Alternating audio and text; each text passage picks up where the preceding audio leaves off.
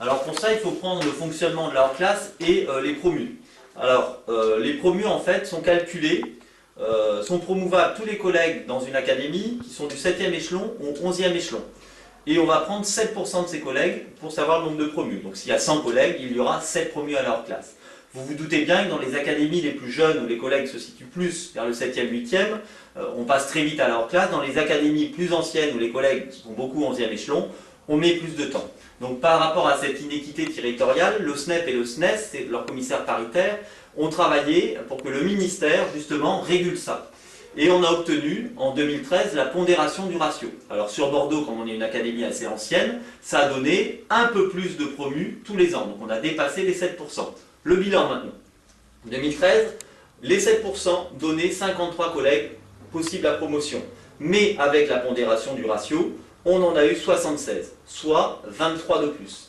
En 2014, les 7%, 54 collègues. En fait, il y en a eu 69 de promus, 15 de plus par rapport aux 54. En 2015, 50 collègues avec les 7%, mais en fait, il y en a eu 63, donc 13 de plus. Au final, si on additionne tous ces gains, ça donne 51 collègues qui sont passés à leur place grâce à cette pondération du ratio en gagnant du temps. En 2016 maintenant, cette année, donc, en appliquant les 7%, on devait avoir 51 collègues à leur classe. C'est donc le nombre exact des collègues accélérés. Donc on peut dire que ces 51 collègues sont ici parce que les 51 autres ont libéré leur place au niveau de leur classe. Donc ils ont gagné un an de leur classe. Et on n'a pas encore le nombre au niveau de la pondération, mais ces collègues-là, on peut affirmer aussi qu'ils auraient dû attendre 2 ans pour passer leur classe. Donc on appelle ça une année bingo au niveau de notre académie.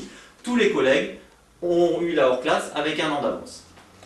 Et alors ça représente quoi gagner un an de hors classe? Alors un an de hors classe, si vous êtes au 11e échelon de la classe normale, vous allez passer au 5e échelon de la hors classe. Donc en salaire net, la différence entre les deux est de 142,85 € par mois, soit sur une année, 1714,20 €. Voilà le gain sur une année un collègue au 11e échelon. Pour un collègue au 10e échelon de la classe normale, il passera au 4e échelon de la hors classe, donc un gain annuel de 1389,84 €. Oui, mais alors pour les collègues qui n'ont pas la hors classe?